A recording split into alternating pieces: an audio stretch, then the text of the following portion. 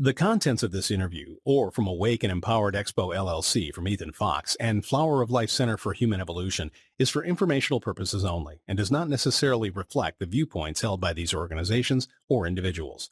Always consult with your doctor or health professional before making any changes to your diet, lifestyle, or prescription drug use. Please understand that you assume all responsibility and risk for the use or misuse of this information. Welcome to Awake and Empowered Radio. This is Ethann Fox, and I'm here with Jeffery Jaxen.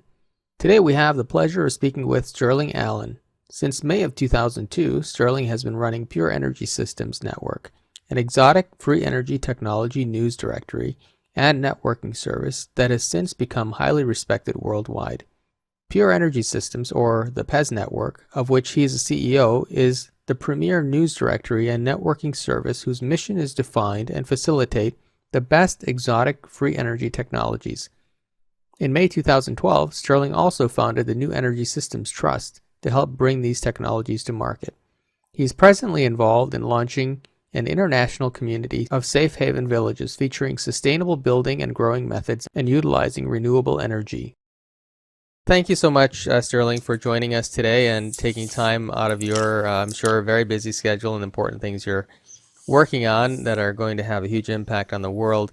But before we get too far, for those of our listeners who don't or who are not familiar with the work that you're doing, can you tell us a little, and I like to know a little bit about the personal background of each person, because a lot of what we do is really about empowering people, and nowadays a lot of people are having challenges in their lives and in the world as a whole, and I like to give people a little bit of a message of encouragement, especially that a lot of us, when we go on to doing some of the great things that we're doing in the world, it usually comes out of, dealing with challenges and adversity and things like that. And everybody has a story about that. So if you can tell us a little bit of background about how you came into the field of expertise where you're currently involved, and any interesting life-changing experiences or stories you want to share with us that might have contributed to that would be great.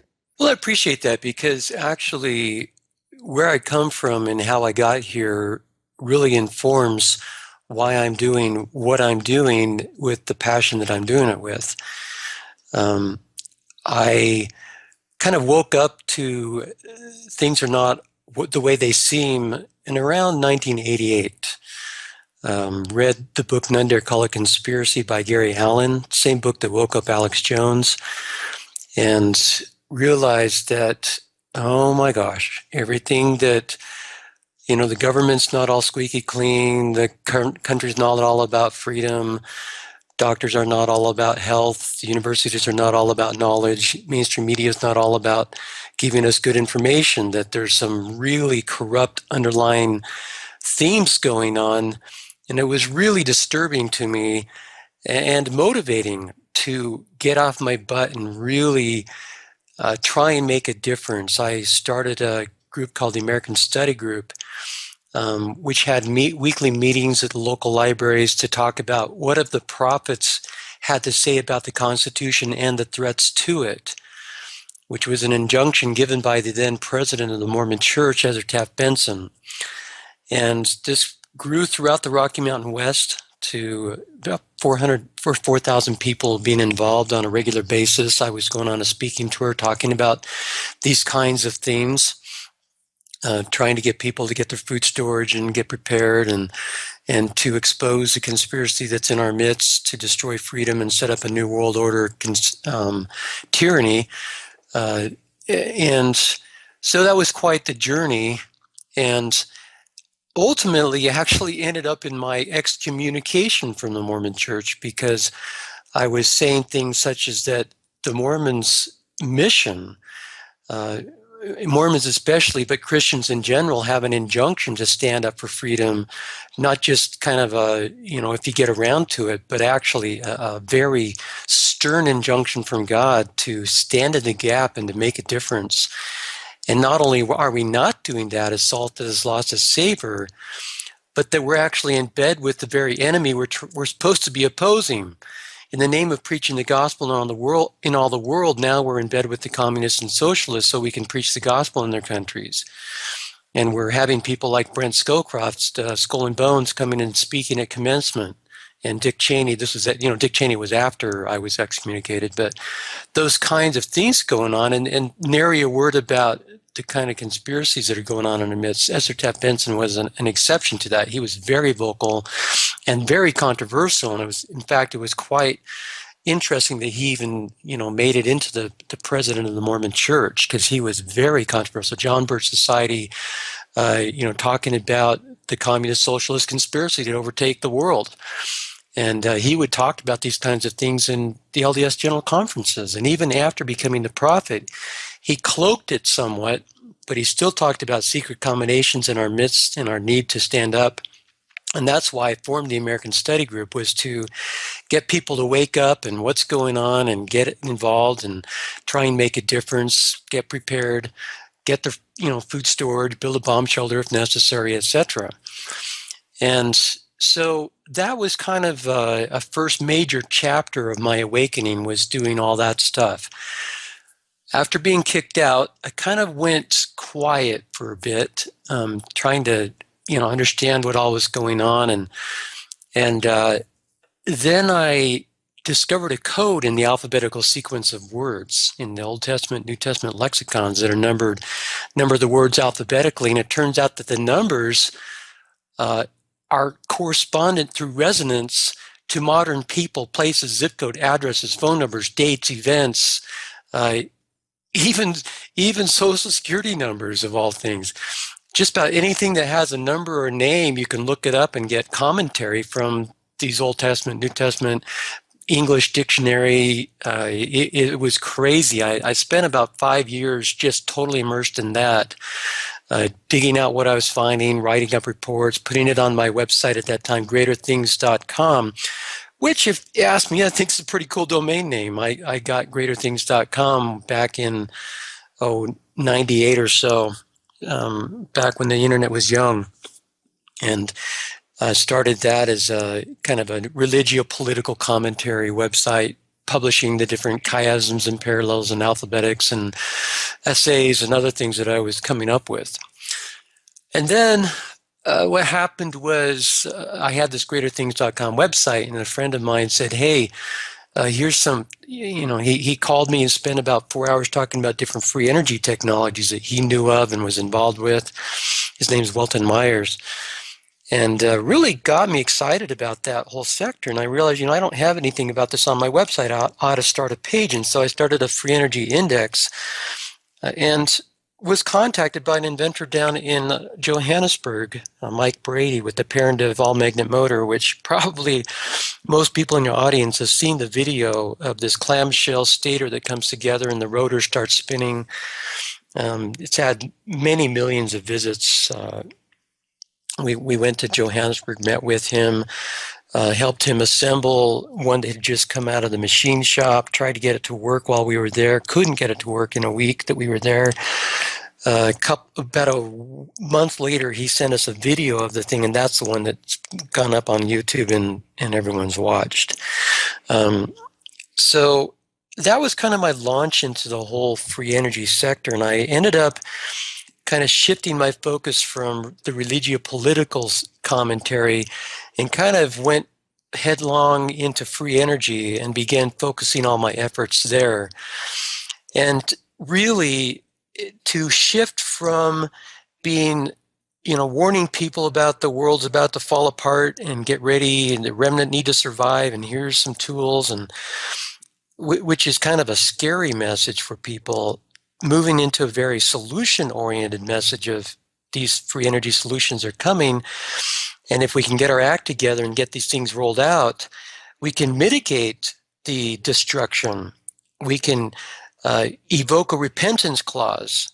We can, maybe keep from having our society go completely to pot and fall apart. Because if everyone's got a free energy generator in their house and in their car, so what if somebody pulls the plug on the grid? It's like we'll hardly even notice.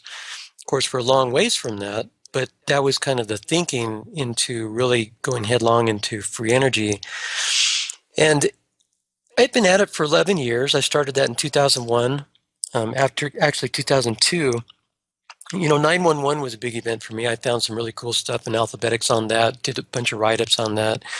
We launched an organization called Remnant Saints Intercontinental Congress to basically come up with a constitution-like document, but for the world. Instead of saying no to the New World Order, when you have as many nations in a interconnection that we do today, there's going to be world government. The question is not if, but what kind.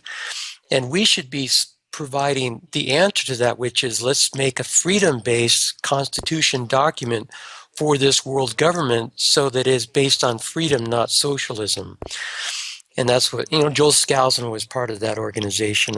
And it's basically way on the back burner right now because we didn't have enough funds to make a full-time go at it. And that's when I shifted my energy as a career into free energy news, and that became my focus for the last 11 years. And as we've been tracking the different exotic free energy technologies that are out there, it just seems like for 11 years we've been a few months away from market. And you ask yourself the question, why don't any of these things ever make it to market? What's up with this? The silliest things get in the way, own worst enemy phenomena. People on a team can't get along with each other. Just silly things keep coming up. And it's like, man, when are any of these things ever going to make it? And as I racked myself on that question, it finally dawned on me really clearly in about the last year that free energy is all about freedom. We get the government we deserve. And right now, we as a people globally deserve tyranny. And that's why we're getting tyranny. And until we stop deserving tyranny, we're not going to deserve freedom and free energy. Meanwhile, there is an awakening that's going on. There is a consciousness shift going on through the work of people around the planet, such as what are on your programming, and the David Ikes of the world and the Alex Jones of the world, who are out there getting people to, step into their God consciousness and into their goodness, and getting away from the evil natures and not letting evil people rule over them anymore. And just saying no to the bully and standing up and being courageous. This kind of awakening is happening. Look at what happened with Snowden stepping up, how much awakening that's given the planet. And look at how things are shifting because of that. And so even though we're not quite ready and we have a lot of adjustment yet to do to stop deserving tyranny, there's a prophecy in Isaiah that says, a nation shall be born in a day. It's the last chapter of that book of books of the Bible. Isaiah 66 says, what is this? Who had ever heard of such a thing? A nation shall be born in a day. Something is going to happen that is going to have such a transformative, paradigm shifting effect on people that there's going to be this global mind shift, this global baptism of fire, this global mighty change of heart, that we're going to shift from being evil to being good. Not like, it's just going to be all of a sudden everything going to be peaches and cream and hunky-dory, but there's going to be some kind of awakening that's going to happen. And when that happens, now we're going to deserve, on the mainstream level, free energy technology. Meanwhile, do we have to wait for that to happen to individually qualify for it and get our hands on it? I think the answer is no. There are technologies that are percolating into the marketplace that if you happen to be able to talk to the right person and get in on the deal, you could actually get one of these things as a beta tester or as somebody who is willing to pay the higher fees of the early adopters. Look at the computer revolution. Things were very expensive at first, and then the prices just dropped. You have this,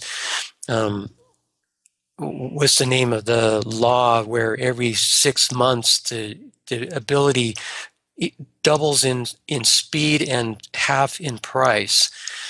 Moore's Law or something like that. And speaking of Moore's Law, talking about a nation being born in a day, look at what's happening with energy. Well, the computer revolution is just stunning everyone. The energy revolution has just been baby stepping at best, just little tiptoe, tiptoe, tiptoe, tiptoe, while these inventors around the world are coming up with awesome stuff. The mainstream is clueless about it, and it's being held back from them by the corrupt powers that be, who are based on an oil economy. It's called the petrodollar because it's based on oil. Our dollar and monetary and Federal Reserve fiat money system is based on oil and pollution and raping the planet. Free energy is about clean energy, abundant, tapping the wheelwork of nature, which is inexhaustible, ubiquitous, and free for the taking. The devices aren't free, but the energy they're harvesting is free and everywhere present. And these devices, once the economies of scale kick in, are going to not only be cheaper than oil and fossil fuel, they're going to be like 10 times cheaper. We're talking so affordable that it will not only make ecological sense to adopt them, but it'll make economic sense. So it'll be a no-brainer. Everyone's going to want one.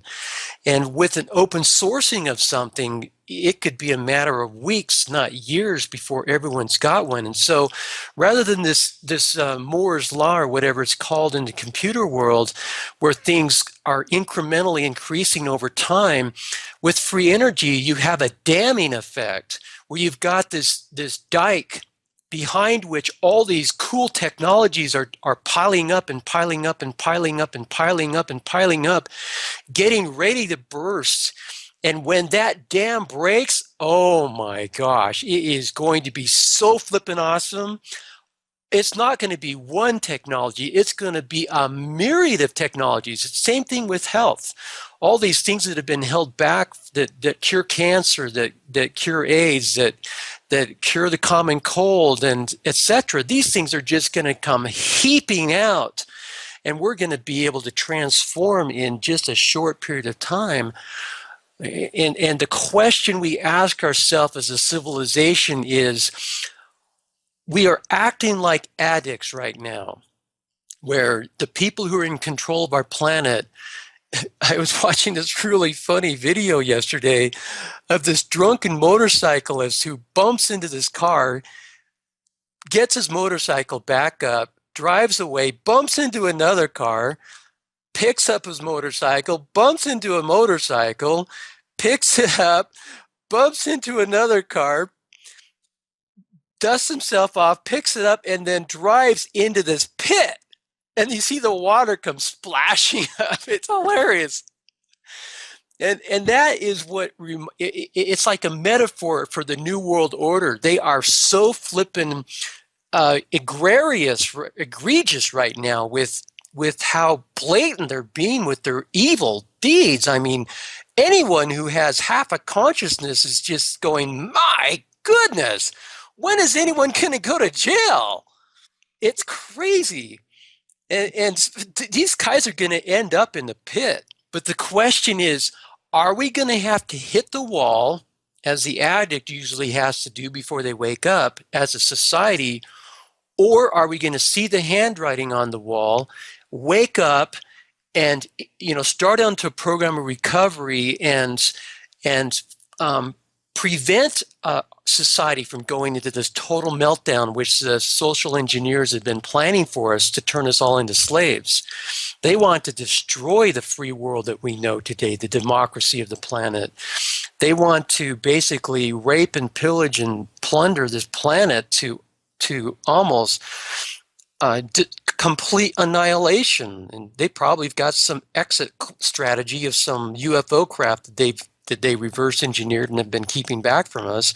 They think they're going to get off scot-free, and that, we all know that evil and wickedness will eventually have to pay through karma, etc. So we are going to get to a new world. The question is, are we going to do it the hard way, by going into total meltdown and hitting the wall as a society and losing our infrastructure and the Mad Max world to the nth degree?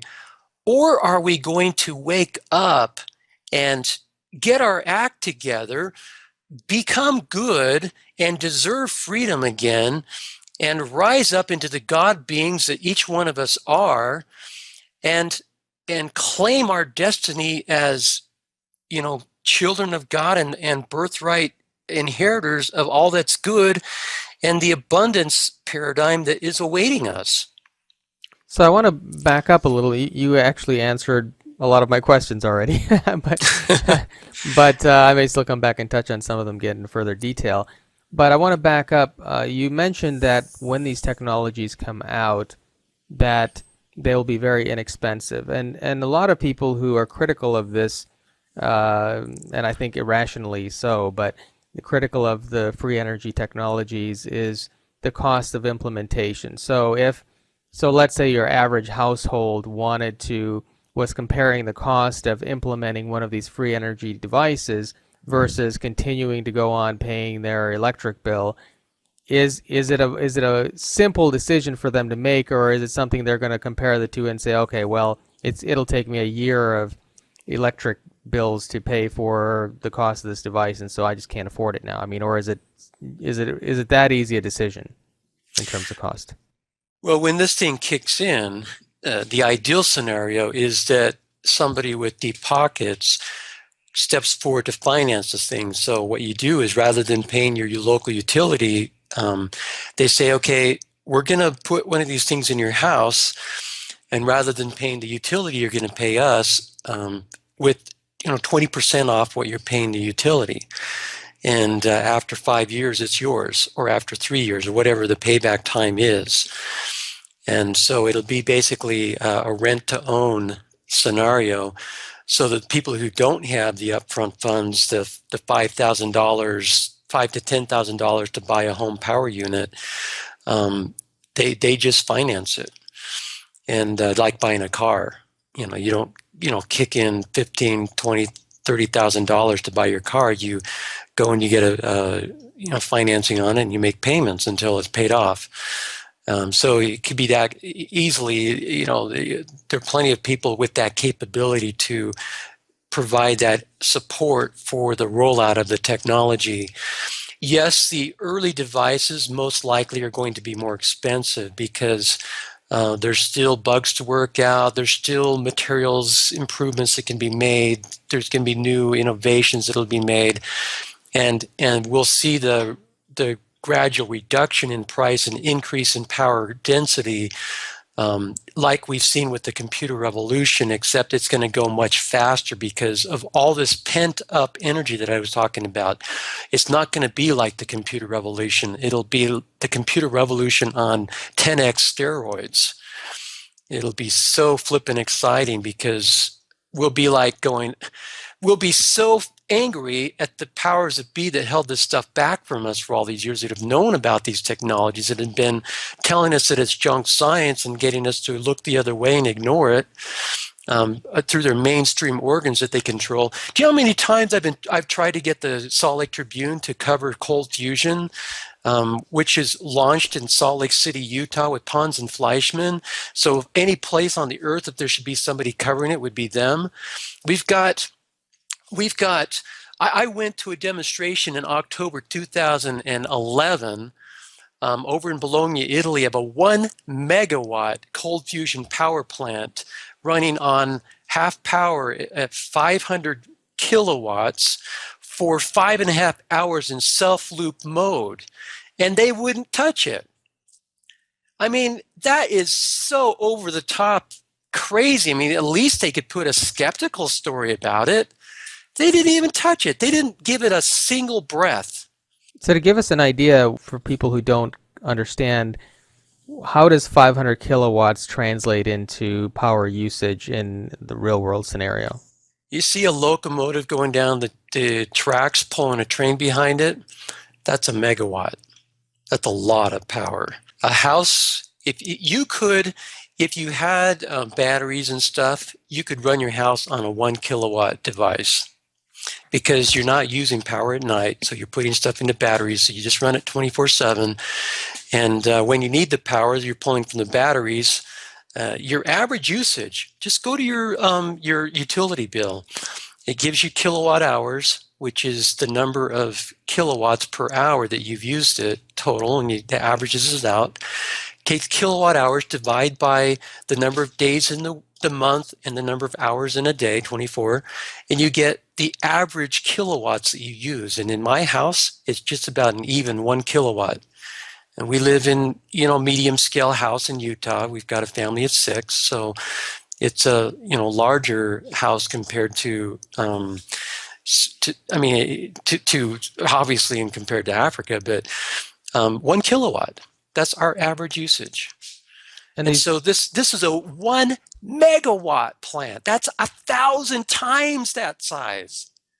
And Salt Lake Tribune would not even mention that somebody claims to have a free energy device. The devices that you're seeing out there now that you just said may cost $5,000 to purchase for a typical home. So is that device sufficient to power your average home like the one you're living in now? Probably what's going to happen, there's going to be a range of things. Probably the best first solution will be, there's a lot of places in the US and elsewhere in the world that have what's called net metering, where, for example, you put solar panels on your house, and during the day while you're at work, the house is cranking out all this energy that you're not at home to use. And so it's sending it to the grid, and the grid is saying, thanks, I'll send this over to this industry that needs it right now. And the grid is acting as a battery.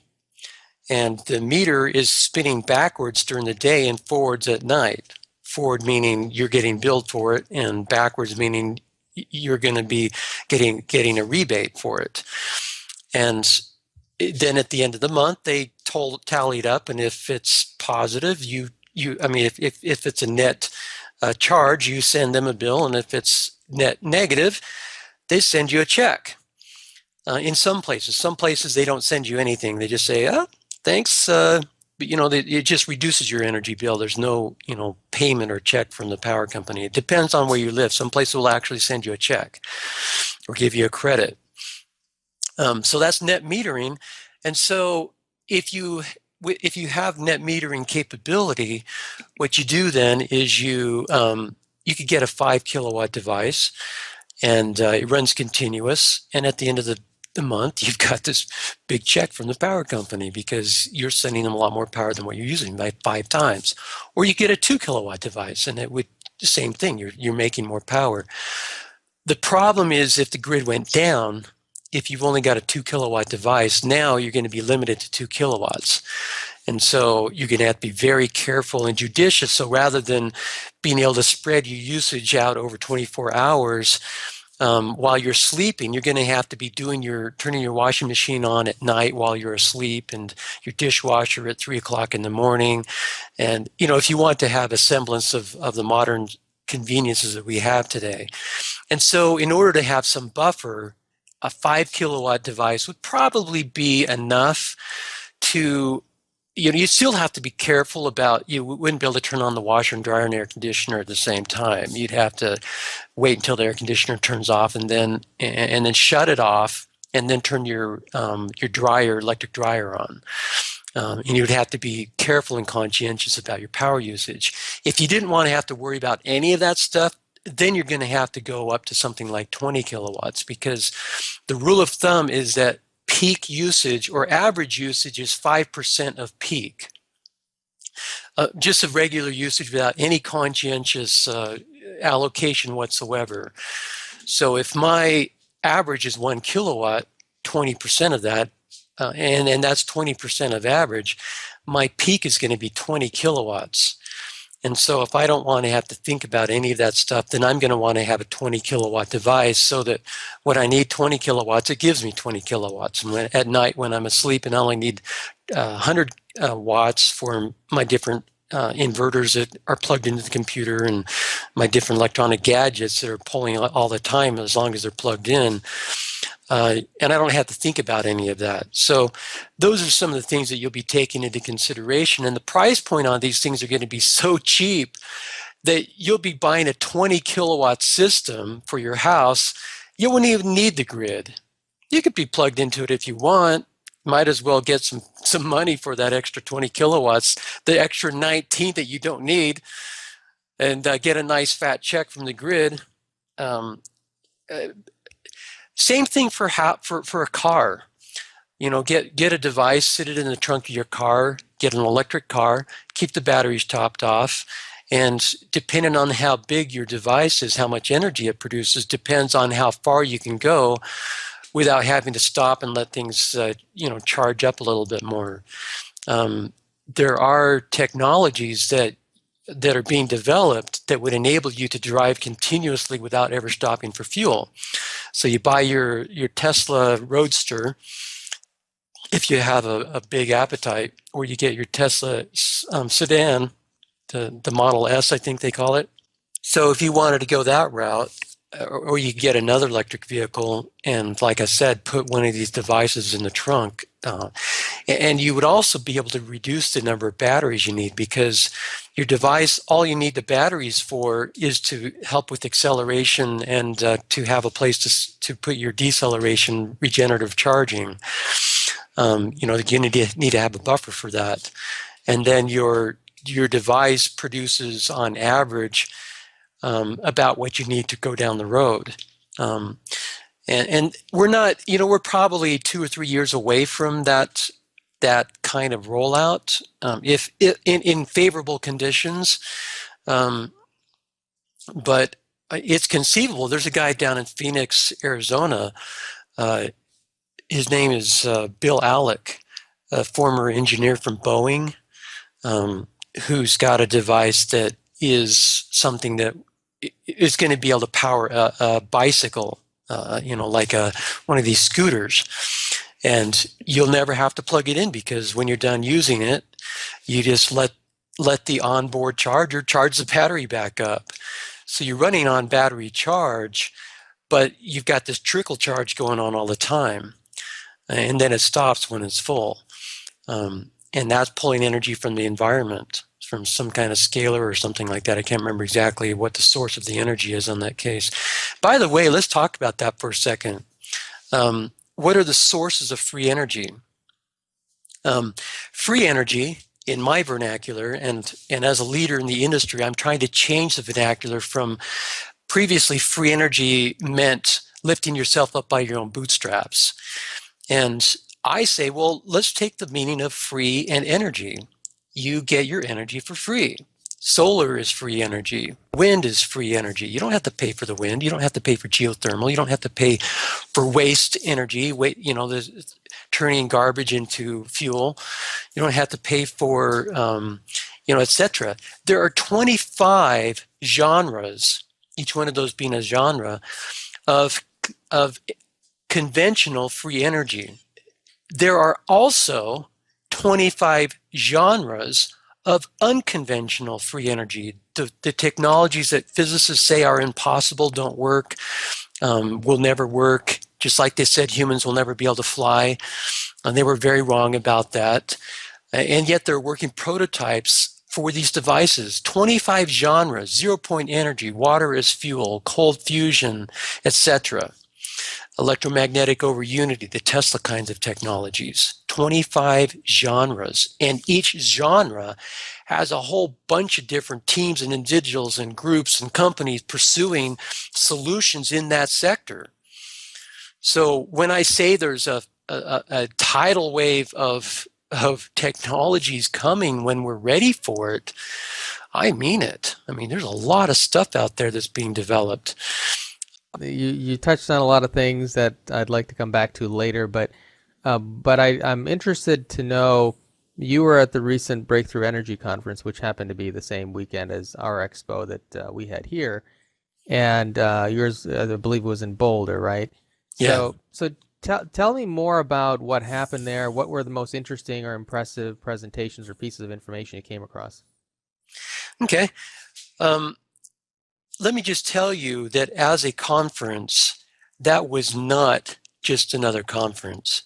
It was a historic event. Something happened. It was almost, to use maybe a metaphor that would be uncomfortable for some people because of of all the baggage with it, it was almost like a Pentecost. There was such an outpouring of spiritual energy at that conference. It was phenomenal. One of the guys who has been to some 20 conferences in his life, he was an older gentleman, coming to a technology conference. He wasn't expecting spirituality at all. And he said it was the most spiritual conference he's ever been to. And he's been to, evolution conferences. I mean, like spiritual evolution and evolve and those kinds of things as well. And this was, I mean, almost every presentation brought spirituality into it in one form or another. My presentation was about free energy and prophecy, and was on the spirituality spectrum, pegged on the spiritual end of the spectrum. Michael Tellinger's presentation, oh my goodness, he was amazing, talking about the ancient relics on the planet that point to some kind of ancient free energy technologies and the ramifications for today of who's looking over this planet and keeping an eye on what's going on here, ETs or whatever. It was just utterly fascinating. There were several people with working technologies on demonstration there. There was Daniel Nunez, Daniel and Erica, his wife, Nunez, had these toroid coils that were producing twice as much energy out as what was going into them. There was lifter technology on the John Searle booth, this little thing that lifted off the table. It was a little tripod-shaped tinfoil border thing, about 2 foot on each leg of the tripod. He put this little electrical impulse into it, and it goes off the table and floats, and it has these little threads holding it from flying off. They also had a Searle generator, SEG prototype on demonstration spinning there. Then you had a booth with, there was Russ Greaves had, 20 different things on his table. He had his 3D printer, stuff that he's made with that. He had coils, toroid coils that he's made. He had Searle effect. He had electrolyzers things. That guy is a genius. And man, talk about somebody who could really benefit the planet if he didn't have to do a day job and could focus on this stuff full time. Then there was Edward, what was his last name? Sorry, it's escaping me right now. He had his electrolysis technology there on demonstration. He wasn't able to get all the components he needed in time to have everything running and tested properly before the presentation, but he was able to show a few things, very interesting effects. Edgar Mitchell. That, I think, were all the working technologies that were being demonstrated. And then it was really cool because the event was supposed to have taken place at the University of Colorado, which going to be pretty cool because here you have a university sponsoring a, quote, free energy, exotic free energy event. It was going to be the first time something like that ever happened. Except for Cold Fusion was at the University of Missouri this last year, ICCF 18, the 18th International Conference on Cold Fusion. They're really getting up there in their academic recognition. That sector is Cold Fusion has conferences, 3 to 4 international conferences a year.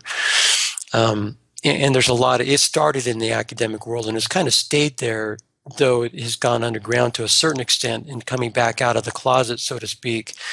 Inventors, standing up and being noticed and saying, I'm not ashamed to be a cold fusion researcher and supporter. And they go to these conferences and publish their papers. And but for, the other sectors of cold fusion, the other of the 25 genres, this was going to be the first time it was going to be at a university. There was a professor, Garrett Modell, who was one of the speakers at the conference, was the sponsor of the University of Colorado. He's a professor there that was enabling that to happen.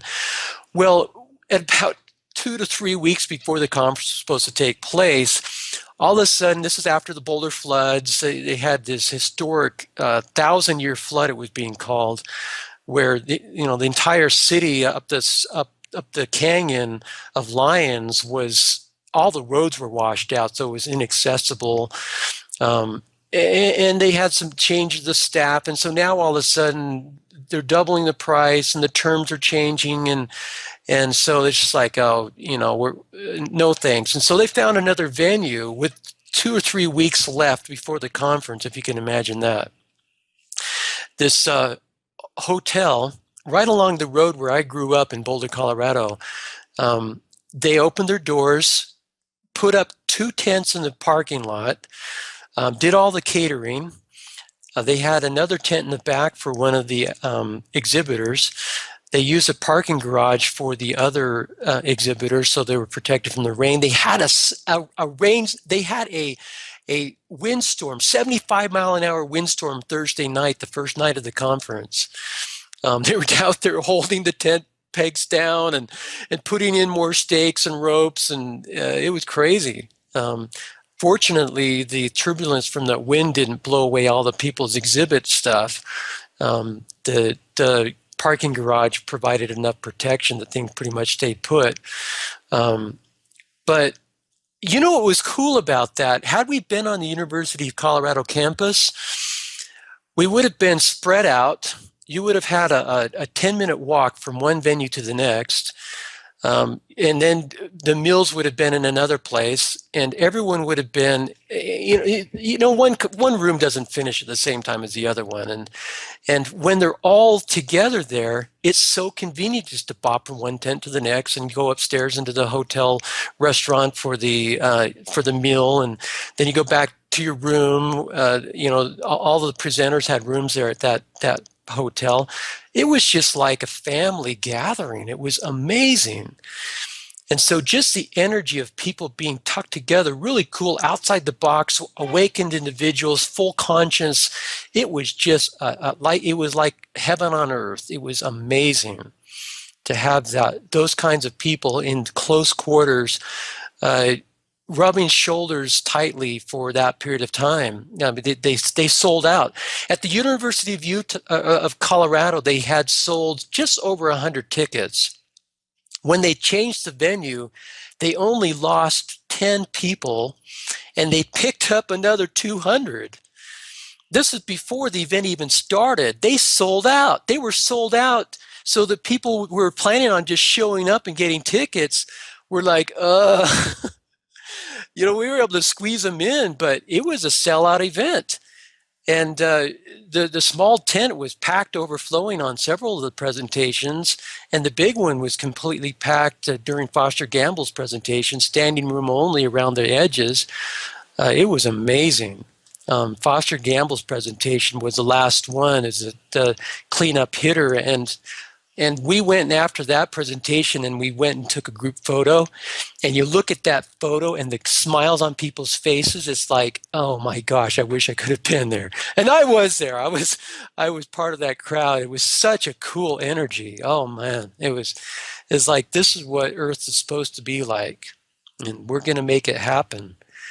Wow, So, sounds like an incredible event. I followed actually a lot of the people's work you've mentioned. In particular, I'm quite fascinated with the ancient archaeology that Michael Tellinger has been working on, and obviously you're quite familiar with it too, since you sat through his presentation as well. But in these ancient stone circles, he was measuring the frequencies of energy being projected at different angles from these stone circles, and he related that to some modern free energy devices that are being worked on. Have you seen any free energy devices that sort of mimic that same type of configuration that he's talking about? just off the top of my head, I can't think of any exotic free energy technologies that don't involve the principle of resonance, which is the foundation of what he's observing in those stones. Before we get further into this, can you describe in some detail exactly what it is that you do? Because you're you're not actually a developer of these technologies. You are somebody who has developed a process to evaluate them and determine whether they're really viable, right? Yeah. And basically, I wear a lot of different hats in this sector. The primary hat is reporter. We have the best news and directory service on the planet for exotic free energy technologies, and have done since I started in 2002. We launched with a story about a guy named Carl Tilley, who was supposed to be doing this demonstration at the Nashville Super Speedway of a car that would run continuously without stopping for fuel. And after 5 laps, they had a supposedly bearing go out. And there was another guy with a DeLorean there who said, hey, you can use mine. And they turned him down. It turned out the guy was a scammer and he was pulling off a hoax. But we had a lot of traffic on that story, and that kind of catapulted me into the newsman role. We started doing a story a day ever since then. We hardly ever miss a day. There's something going on that we report on, big, small, or elsewise going on around the planet. And so we also do networking. The name of the company is Pure Energy Systems Network, PES Network Inc. And so networking is the name of the company, and it's a primary function of the company is to help people meet up and move forward by association and teamwork. It's kind of providing the watering hole of the sector where people can come and meet and go off and do their thing. And so in that process, unlike a regular news service where everything is completely tried to be unbiased, and there really is no such thing as unbiased reporting anywhere. It's the Heisenberg uncertainty principle. The act of observing changes the outcome. The very fact that you're watching changes. It's like a reality show. You're sitting around the house having a little spits and spats with your kids and your wife. If a camera shows up, you're not going to be behaving the exact same way. You're going to be censored. You're going to be modifying what you're saying and how you're saying it because somebody's watching. And to a certain extent, these reality shows like to give you the idea that things really are this way in this house. And to a certain extent, people become impervious to the fact that there's a camera on them all the time, and they're able to just live their lives in a normal way. But I would argue that there's really no such thing as normal under such circumstances. So as soon as the press shows up, things change. And in my case, when I show up to meet with an inventor and I see a need, I'm going to try and fill it. Oh, you need a business plan. I know a guy who can do that. Here's his phone number. Oh, you need to have it validated. Oh, here's a guy who can do that. Oh, you need a little funding. Let's see what we can do about that. And we put a little blurb up in our news, and things just happen. And so it's a very interactive process, and it's a very much affecting the outcome by our observing of the phenomena. And so as we go around and do our reporting, our purpose is not just to tell a story and to drive traffic and earn money. Our purpose is to provide this networking phenomena. People get exposed, people find out about a technology, they go and they want to get involved. Or they want to go see it for themselves. They want to build one for themselves. They get inspired. They start inventing things of their own. And so it's very much an interactive, dynamic process. Recently, a year and a half ago, we launched an organization called the New Energy Systems Trust, whose purpose is to network and to basically be an incubator service for these technologies. And before that, in 2005, I launched what's called the New Energy Congress, whose purpose is to help in the vetting process. So as people say, hey, I've got such and such that works, we, take a look at it. And because there's a lot of bogus stuff out there. People, they're well-meaning, but they maybe measured something wrong. They didn't realize that when you get this kind of waveform that there's something else going on, and it doesn't mean you're over unity. It just means you've created a different kind of energy that is measured differently by the scopes. And so, you get people in there to assess it and find out whether or not it really is a free energy device, or if they need to keep working on it, or if it's just a waste of time. And that vetting process is very laborious, expensive, and with a minimal budget, there's not been a lot that we've been able to do in that regard. But we have, been able to facilitate that to a certain extent. And we've stumbled a few times. We've bought hook, line, and sinker these stories, and we take them at face value. And we spent 2 months, a bunch of people trying to replicate this guy that was faking his videos on YouTube. The guy named Jose, he had the Milo magnet motor. I had a bunch of people trying to build it and replicate what they were seeing on YouTube, supposedly a Howard Johnson magnet motor replica. And he had hidden wires, and he was spinning it with his hand out of view of the camera. And we were able to bust him after a couple of months and add him to our buyer beware page. But that we took a major hit on our credibility for buying into that whole thing. Sterling, because of the shift in consciousness, you stated that free energy is going to be the catalyst, or one of the catalysts at least, for a major change, which I absolutely believe in. I believe medical as well. And could you speak to the power of open sourcing the technology, as well as it coming from the bottom up, perhaps instead of the top down? Absolutely. Part of the statement, free energy is all about freedom, is the whole movement away from a centralized grid to distributed energy. And this is a metaphor that applies in other sectors as well. The same thing for going to your doctor. If you've got alternative remedies that you can use this plant and some herb to cure a cold, rather than getting some medication with all its side effects from your doctor who says, do this or else, basically the whole mentality in the medical industry is you treat your doctor like God. What he says goes, and you just do it without question. When in fact, they've never gone to nutritional education in their schooling. They don't even talk about it hardly. They might give it a week.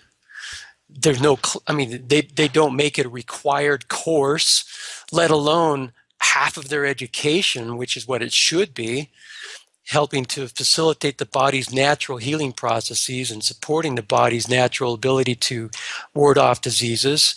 They treat the symptoms and give you a drug.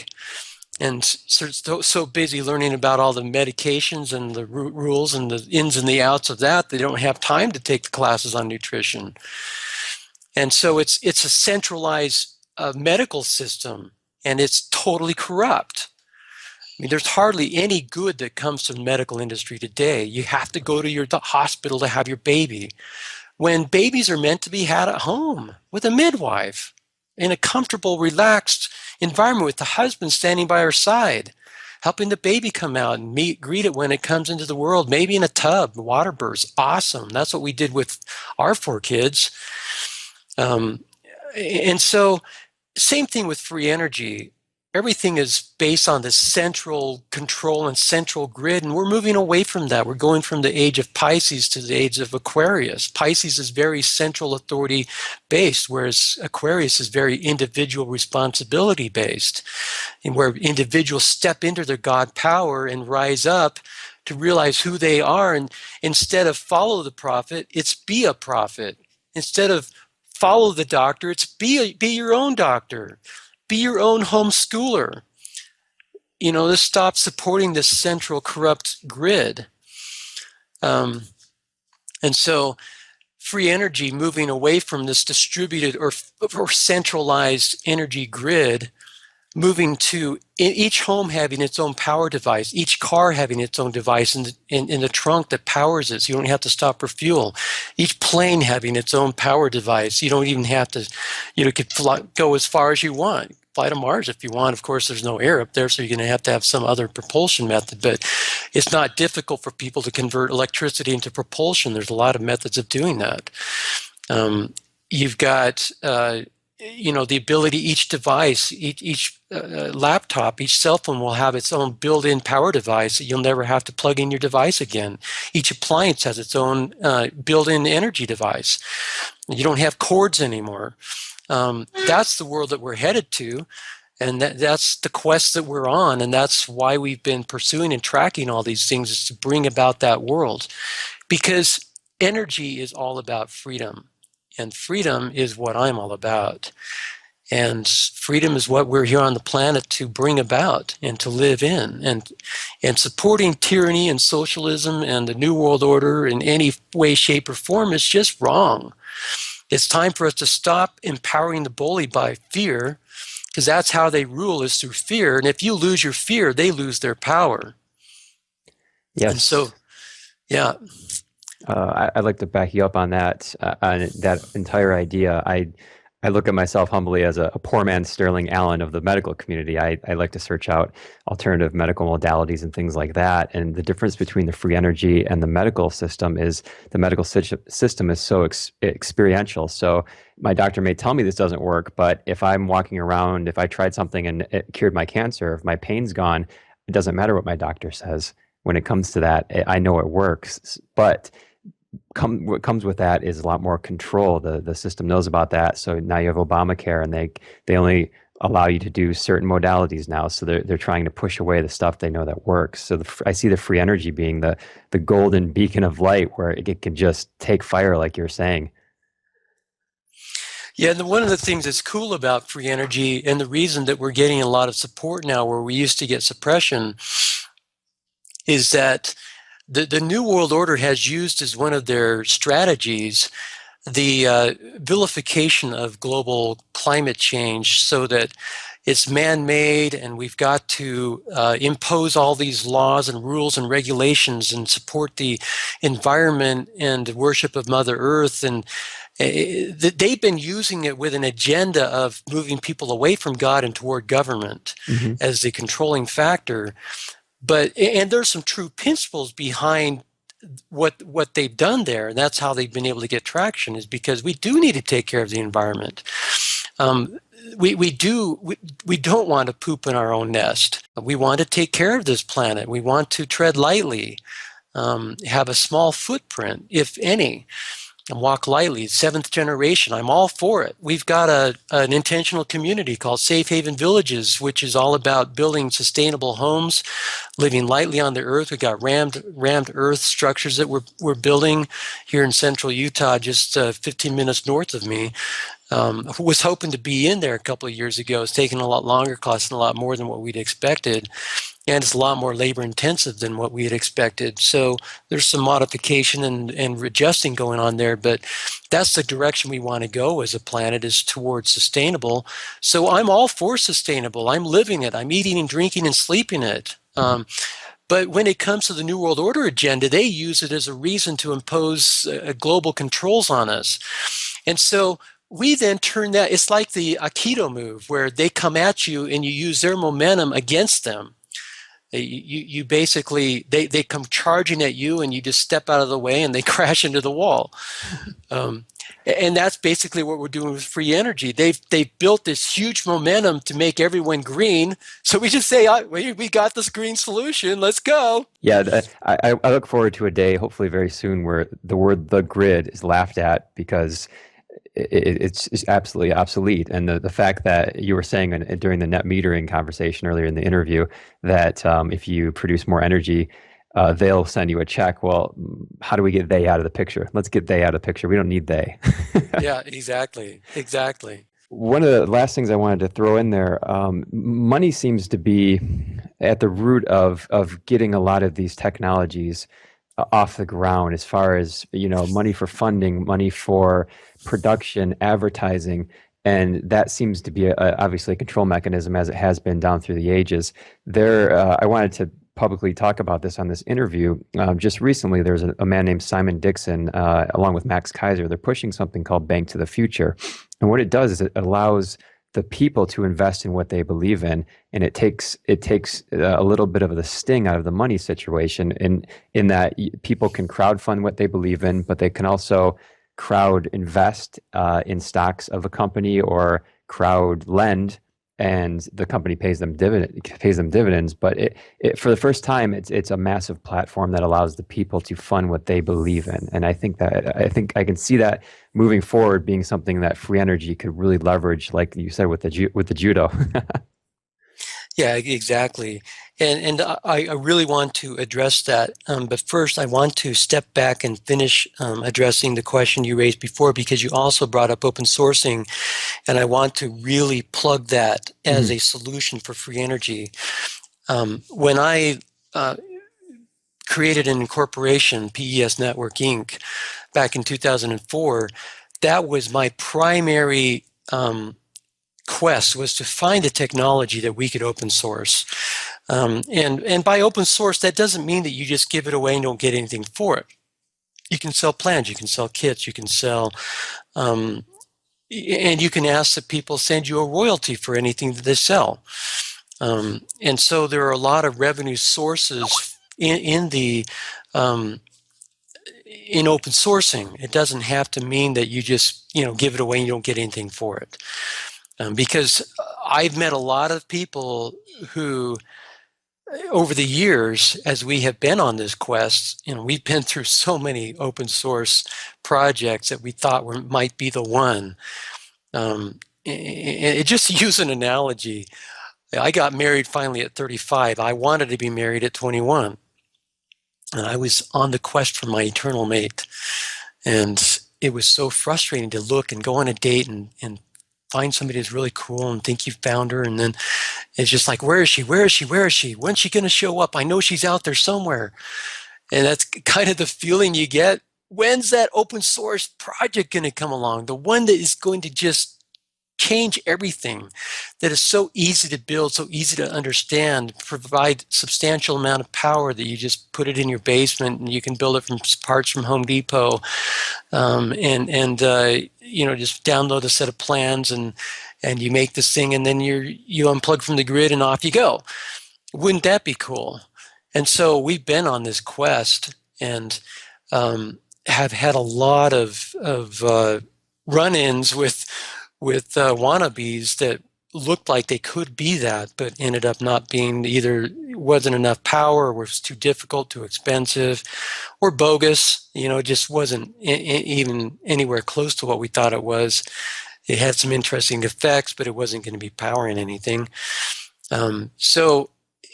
Meanwhile, there are some technologies that are very promising that are still kind of off stage, so to speak. That are getting ready to come on stage, that could be like that, where in a matter of you put a set of downloads on the net, and people download the plans. They start making them commercially, locally. They build one for themselves, build one for their neighbors, start selling them, open up a business. And you could do this throughout the planet. So you have overnight millions of businesses springing up, people building distributed energy systems in a distributed business model. So rather than some central organization mass producing it and shipping it out and marking it up all along the way, it's produced locally from off-the-shelf components. Wouldn't that be cool? And I do believe we'll see something like that. And that could be part of what this nation shall be born in a day kind of paradigm that makes that possible, that when we wake up spiritually, we'll be able to transform almost overnight, even in our infrastructure, so that we're able to live comfortably and not have to be living in caves and, digging out of this hole that we've gone into for years because we didn't wake up before things got to a certain point. And so I'm all for open source. And I tell you, if there's anyone in the audience who's got something that works, you're willing to put it out there like that, don't worry, you'll get paid a lot more than you would if you tried to go through the patent route, where it puts the big boys on notice, the bullies on notice, and they'll find a way to slow you down. If it's not with a bullet or a threat or a buyout, they've got their ways to get to you. And I'm not trying to say that to strike fear, because that's the opposite of what we need. We need courage. We need faith, because fear is what empowers the bully. And we've got to get out of fear. That's what 911 was all about, is to make us all piss our pants and to be afraid, and so that they could impose all these martial law, the cameras on every street and all that kind of crazy stuff, and the pat downs at the airport to turn us into a Nazi police state. That's what that was about. And it was by our own guys in our own government who pulled that thing off. That's a different subject, I'm sure you've covered that in other segments. But, I'm there as well in noticing that thing was an inside job, and it was all about fear. We've got to get out of fear. And so do the right thing. You'll get plenty of compensation for it. There will be plenty of companies that will send you a gratuity check saying, thanks, you enable us to build a business. Here's our 5% royalty for this month. We just made it $1 million this month. Here's 5%. That's not bad. And so, it really is something that could transform the planet really quickly. And so I'm all for it. So going back to your most recent question, which was... it was the crowdfunding platform, as far as they're now expanding that in order to continue to make that easier for people with any type of technology, or really in any venture that's doing amazing stuff that people want to see more of. And that's what's cool about crowdfunding, is it basically makes the whole funding process democratic, as opposed to based on Wall Street, which is largely corrupt. Not just like anything else, it's not 100% corrupt. There are some good players there, but largely overcome with corruption. And so what happens is somebody comes along and they want to push the inventor out of the equation as soon as possible, because inventors are crazy and they're hard to work with. So we'll just invent around the patent around the inventor and run with their product. This is the modus operandi in the industry today. And so crowdfunding is a way of putting your idea out there for the public to say, hey, I've got this great idea. And you vote with your dollar. If it strikes a resonance with you, you chip in. And these guys are able to launch without the venture capital. Usually the early money is the most, has the biggest appetite. That's where you lose the most equity in your company is the early funding.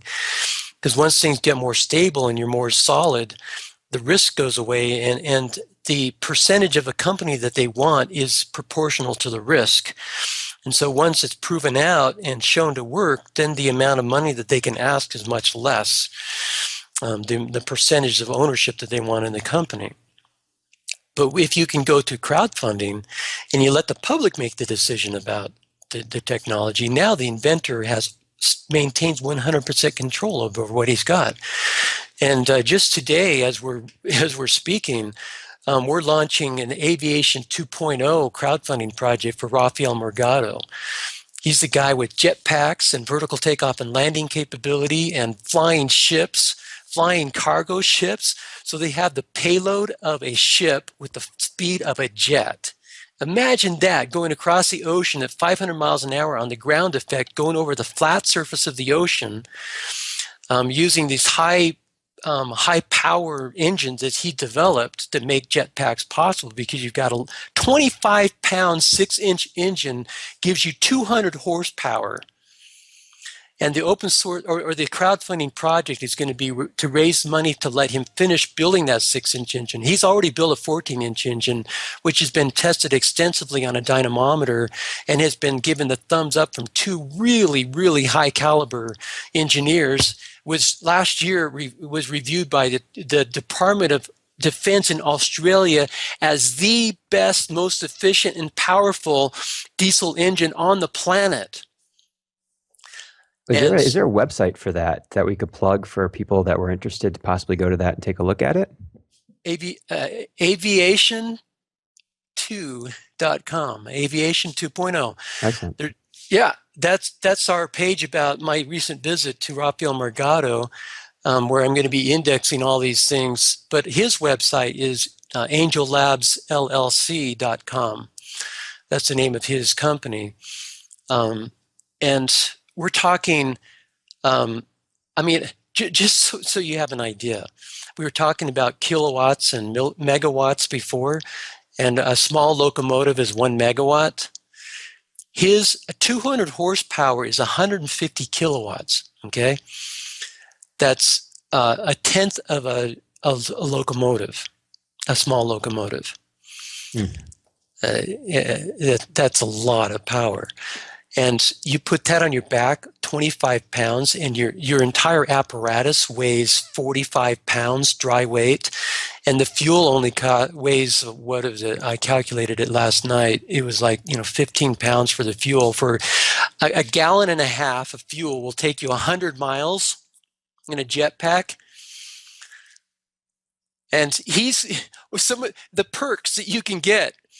You can buy a 6-inch engine. You can buy a 14-inch engine. You can buy a jetpack. You can buy a vertical takeoff and landing craft that goes Mach 1.4. You can put a down payment for that to be first in line when they're ready with those. None of these things are ready to buy right now, but you can purchase them now so that when they go to market, you are in the front of the line to get one first. I don't think there's going to be too many people in the audience who are not going to want to get in on that action. You can get a full scale, or you can get a model kit. Not a kit. You can get a scale model of the jetpack. He's got a bicycle, a motorcycle, the vertical takeoff and landing craft, which is completely rewriting the book on engines, on craft, on flying things, on ships. The shape of his stuff is so simple, like his engine is so simple. Every explosion is at 90 degrees to the direction of thrust, and so you are harnessing everything that it's giving you. You're not wasting it because it's a top dead center like most modern internal combustion engines. And so you can get a 6-inch engine that gives you 200 horsepower on your back, and it's not going to burn you. And you can fly. There's a limit because of Martin Aircraft with their jetpack that's 5 foot by 5 foot by 5 foot and weighs 750 pounds. There's a speed limit. You can only go 62 miles an hour according to the FAA in the United States. With Rafael Morgado's jetpack, you'll be able to walk through the door with this thing. It's 24 inches wide, 24 inches tall, and 9 inches thick. And you could walk in, set it down next to your desk. You don't need a parking spot for it. And if you wanted, you can carry cargo as much as your own weight almost. So you could have cargo of fuel and fly around for 2 days exploring the Grand Canyon or the lost areas of Antarctica or the crevices in Alaska. You just have a nice warm suit on, and he's got all these things ready to patent. I mean, in terms of he's got the IP that needs to be patented for the flight suit, for the jetpack, for the vertical takeoff and landing craft, for the blades that make these things super efficient. He's got a really high torque motor from low to high RPM. And we're going to be launching this thing today, I hope. This open source project. It's not open source, it's a crowdfunded project. And the thing is, we've been trying to get him to do this for a long time, but he's been hesitant because he doesn't like receiving donations. He's had people say, "Here's $5,000. Here's $1,000 or $100," and he just turns it down and says, "No, I don't do donations." He wants people to get something for what they pay. And with the crowdfunding project, every single perk is something that they're getting in return, starting with a bumper sticker, a T-shirt. You can buy a bike. You can buy his motorcycle. That's a 200 horsepower motorcycle. You know how much power that is? I mean, that's crazy. What does something like that cost? At first, they're going to be more expensive because they're not mass produced. And you'll be able to get to this if you go to Indiegogo. because you'll be getting this after we've already done this. Also, you can go to aviation2.com. This illustrates how far advanced this guy is and how lacking in vision we are today. That I was able to go last week after meeting with Rafael Margado in California. I was able to go to his place and see all this stuff and sign his NDA and keep my lips sealed on some really cool stuff. My gosh. Well, I mean, the stuff I just told you is not even half of it. Of how cool this is. Okay, for $25 you get the Angel Lab bumper sticker. $50 is the mighty pinwheel, which will be the fan technology injection molded like a toy.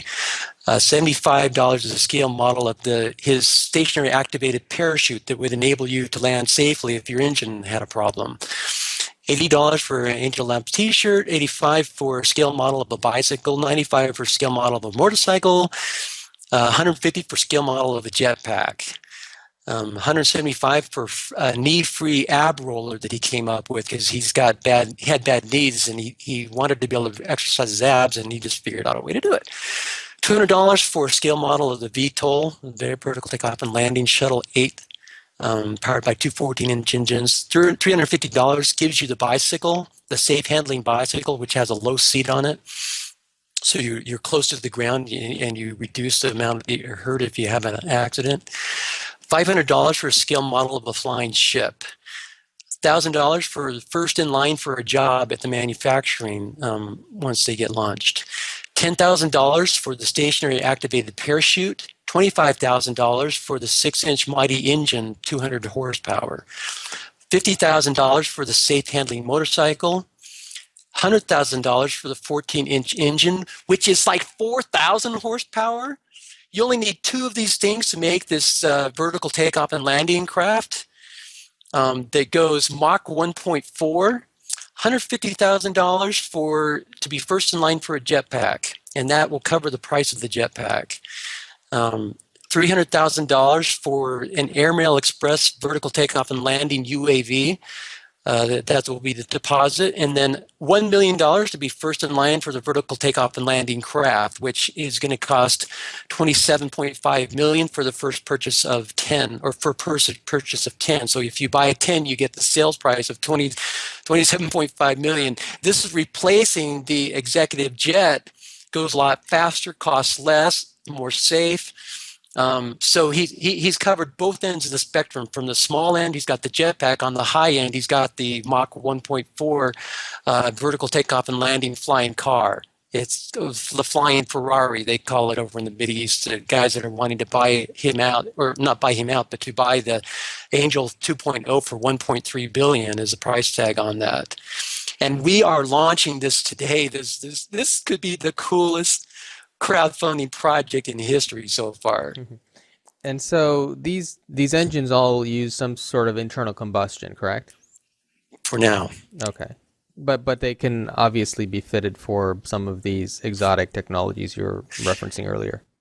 Yeah, and in process, when I say for now, in using fuel, you're using, for example, the ship going across the ocean, you're using about, and for the airplanes that we'd be replacing, when you take off in a jet, 40% of your weight is fuel.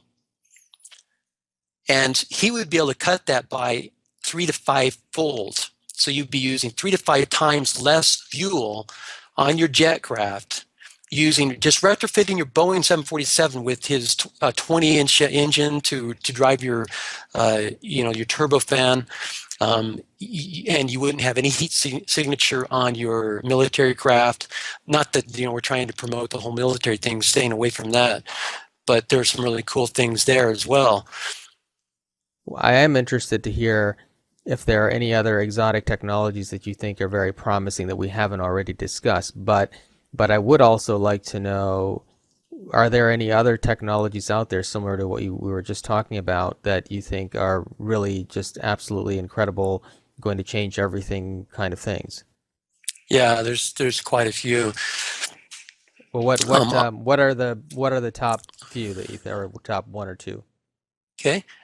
We own the domain name top5energy.com, which takes you to our PES Wiki page, where we list the top 5 technologies that are closest to market and likely to make a big difference. And those are the 2 main criteria that we use for putting them in the top 5. They have to be close, and they're going to need to be able to make good impact.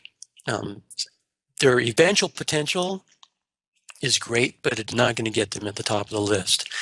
And so things that are runners up are things that are further out, or maybe are not going to make as big of a difference. Number 1 in the list is something we've not talked about yet. It's called a self-loop motor generator system. This is totally crazy to think about. If you take a smaller motor, it can be, if you set it up right, it can power a larger generator. And the generator, so for example, you have a 2 horsepower motor that powers a 5 horsepower generator, or let's say 7 for argument's sake, a 7 horsepower generator. You loop back to the horsepower to keep the motor running. Going to have some losses in there in the system, friction and other resistive losses and things like that. You have 5 kilowatts left over to use. And once you bring the system up to speed, it stays running. Once it's in resonance with whatever it's tapping into, whether it's electromagnetic, magnetic, scalar energy, quantum flux, we don't know what's going on, but it works. There are almost 30 different companies that have come up with this independent of one another. This isn't like, 20 different or 30 different companies that saw a plan somewhere and tried to replicate it. These are guys who just thought of this and tried it and got it to work.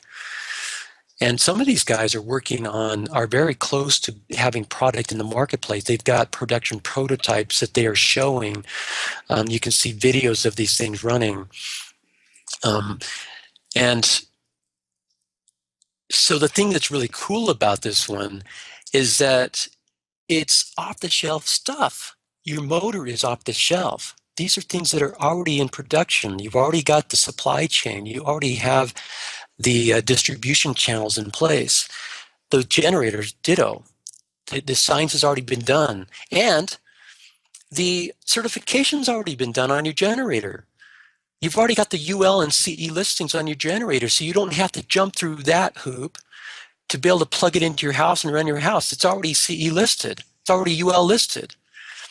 It's already set up that if you spin it at such and such RPM, that this thing's going to be happy on your house and you're not going to have any problems. And so just by hooking them up, that's the trick, is how do you hook them up in that way? How do you get the resonance going? Whether it's a phase angle shift that goes on, or whether it's some kind of, I don't know what's going on, but there's several different interesting models about what might be caught behind this effect. Just to take this another step on a tangent for a second, there have been some people who have said that in the future, you will be able to retrofit or remodel an existing generator in a power plant to run by itself as a prime mover, so that it's pulling energy from the environment. The environment is the driver. The wheelwork of nature is the driver, not hydro or not nuclear or not steam or some other impelling force that gets the thing to spin. It actually is able to, once you bring it up to speed, you'll be able to retrofit existing generators to harness the wheelwork of nature just by a little modification. Are you familiar with the Keshe Foundation and I believe he's in Belgium, right? Have you heard of him? Yeah, I went over there last year, met with him, was on the tail end of a presentation that they had at their facility, got a little tour and interview with him that we put on our website. I've been tracking him quite closely for about 6 years. We're one of the only news organizations on the planet, including alternative media, that's been giving him any coverage. I was on Coast to Coast talking about his technology last December. Supposedly, he's got this anti-gravity technology, and that's not the only thing he's got that has enabled the Iranian government to intercept those two drone jets, or the drone planes that went into Iranian airspace. They intercepted them, grounded them, and basically said, "We got your stuff." And they wanted it back. Said, "Sorry, you shouldn't have flown into our airspace." Yeah, I saw that. So have you actually seen these devices or evaluated them to see if they really are viable, like he says? I have not seen any of his energy of the major ones. I saw a small pen flashlight that he showed me that had a clear cover on it, so you could see inside the pen. And all there was in there was just a little silicon chip about 1 centimeter by 1 centimeter, maybe 3 or 4 millimeters thick, that was powering it. And he said it would run continuously, and I didn't understand why he didn't have it running when he opened it out and pulled it out of the closet. He should have had it on when he pulled it out, because he turned it on in my presence and it operated. And he had it on for about, 5 minutes while we were talking there in his office. That's the only thing I've seen personally. Supposedly he's got a 5 kilowatt system, which would be adequate to run a house. And he took about, I think he had 50 pre-orders on it. And that was supposed to have been delivered in December of last year. They had to postpone that supposedly because there was some nuclear stuff involved in it. And in shipping nuclear materials, you run into all kinds of issues, regulations, and whatnot. So they had to modify their plan, supposedly. I'm saying supposedly because I don't have any validation for any of these claims. One of the things that he does have to his credit that gives him a lot of traction is that he's got basically a suite of technologies that are based on the idea of, if we had a space mission to go and explore space, what would we need? We need propulsion. We need energy to run the energy devices on the craft. We need health, something to be able to heal people. We need to produce food. We need to produce water. And we need to have an anti-gravity technology. And he came up with a plasma technology that supposedly addresses all of those in different manifestations.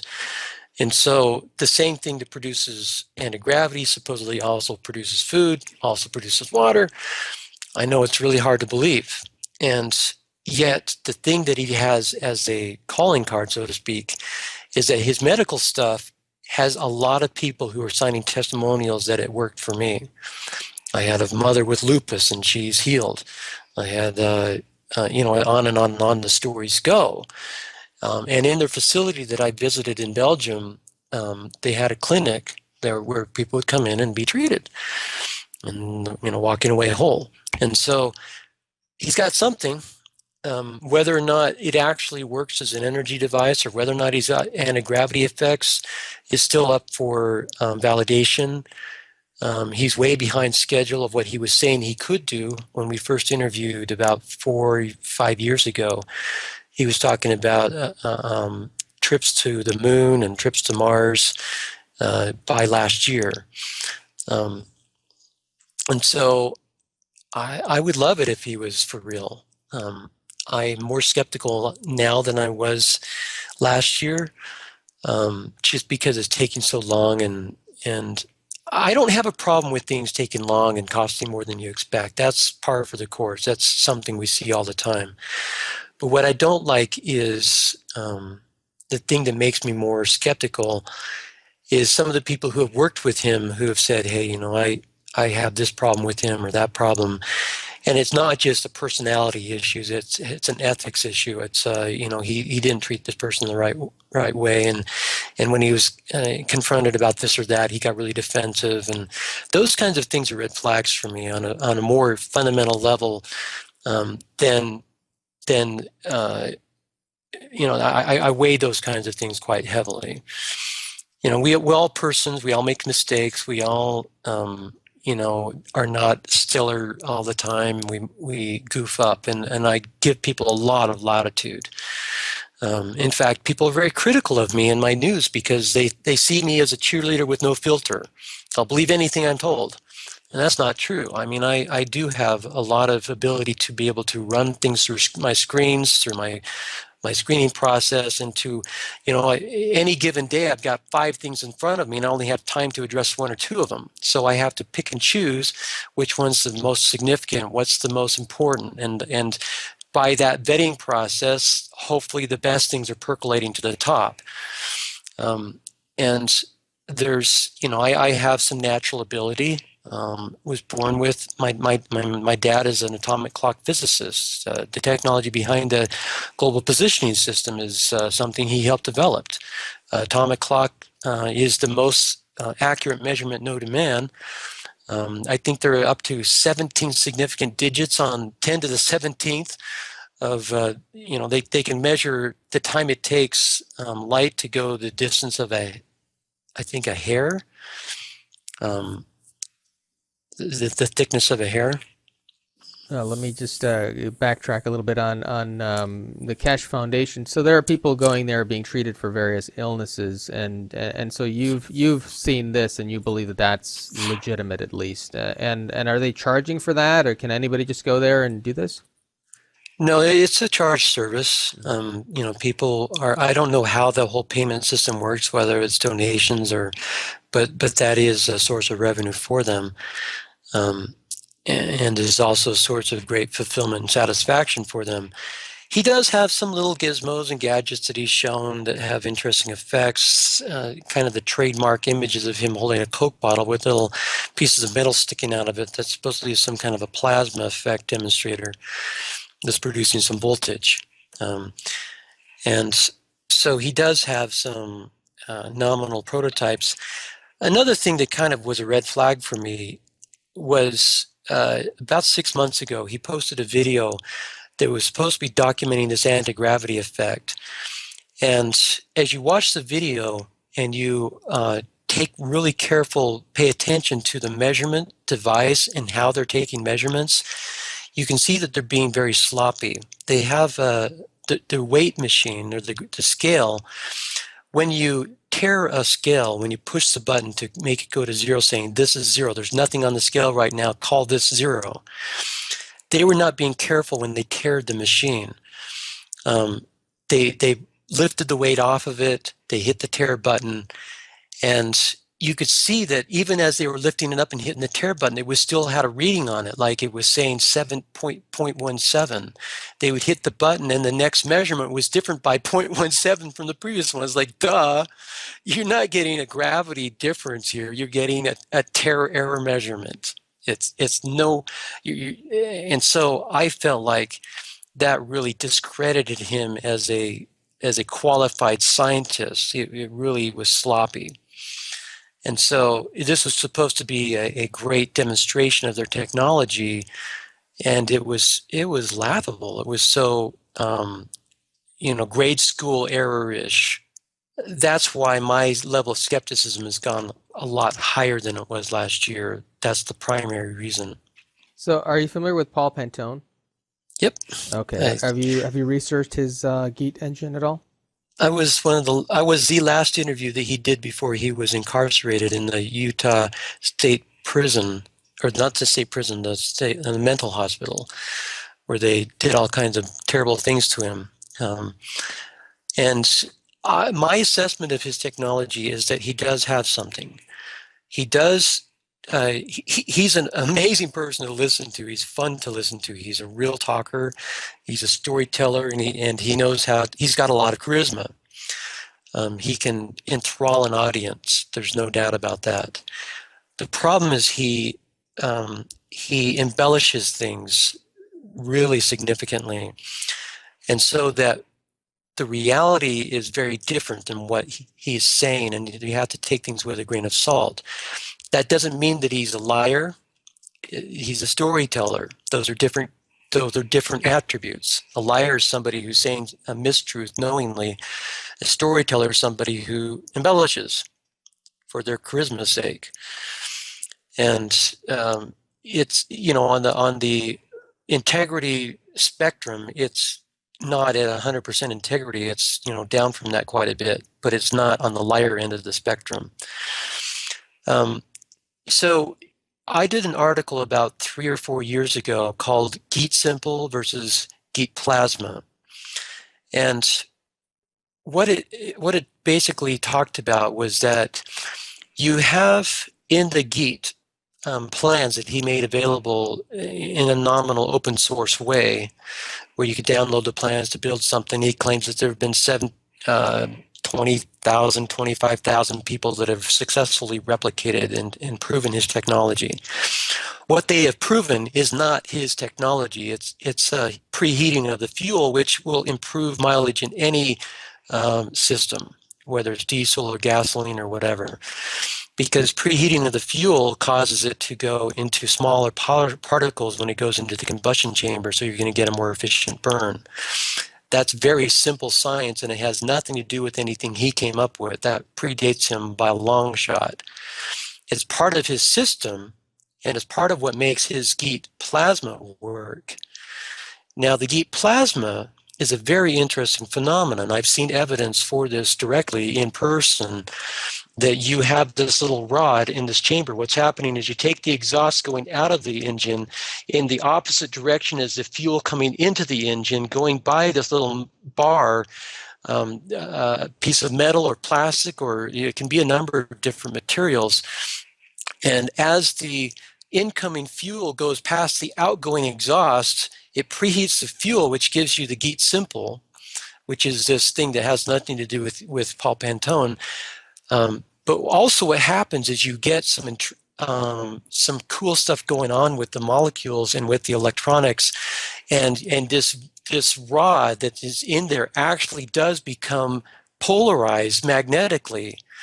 You can get materials that are not supposed to be magnetic, and they become magnetic. You can actually show that a glass rod with a north and a south pole.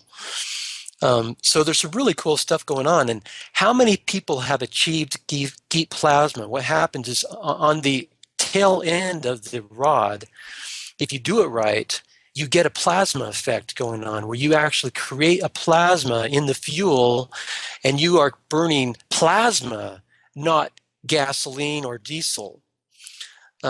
And the plasma has an implosive effect rather than an explosive.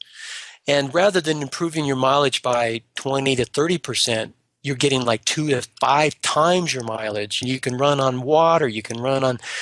The problem is that Geet plasma is extremely difficult to achieve. I know of about 5 people on the planet who have done it.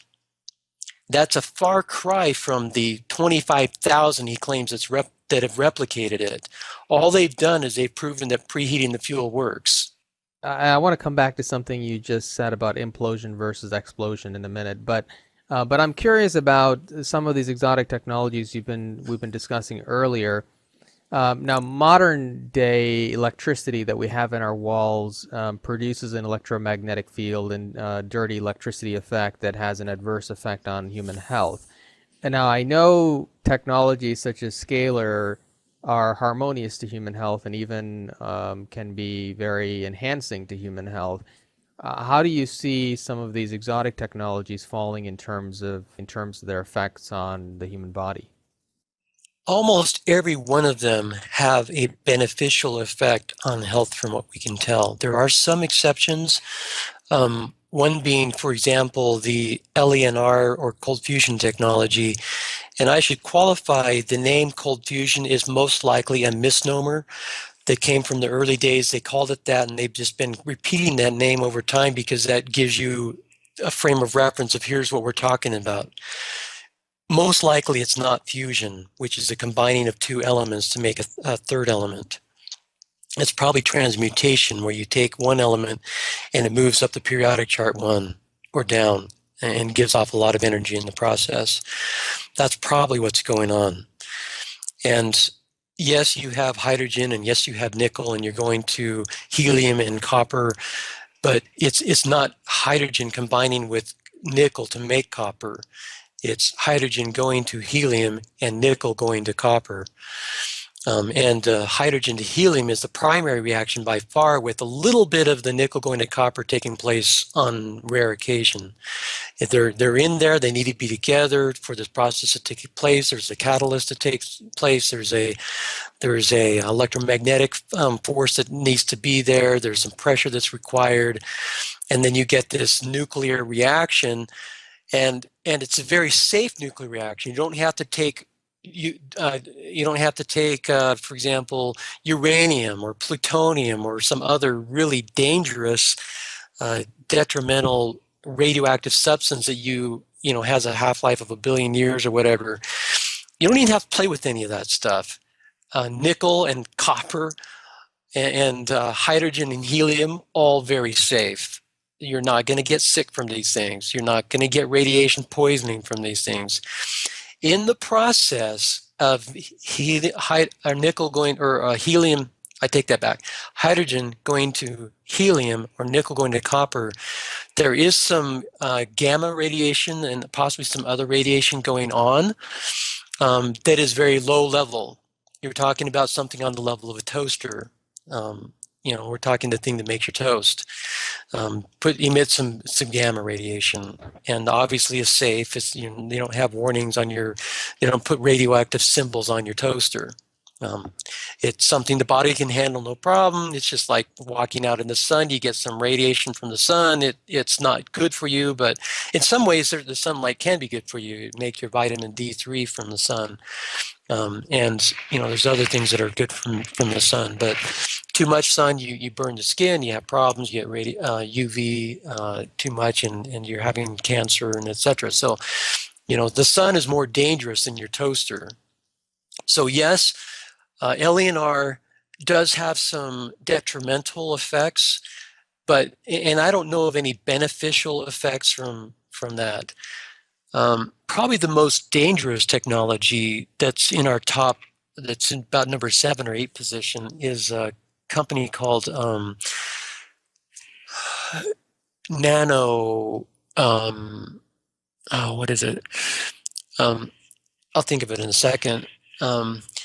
Anyway, they are using cavitation to bring about this transmutation event. And there's probably 0-point energy that's showing up in the process.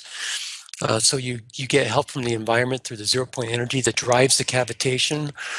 And cavitation is going to be, to the 21st century, what electricity was to the 20th century. It's going to become a prime mover and a very central element of a lot of things, of creating elements. Anything you want on the periodic chart, you can create through cavitation, through this process. You can create energy. You can do micro sketching and etching.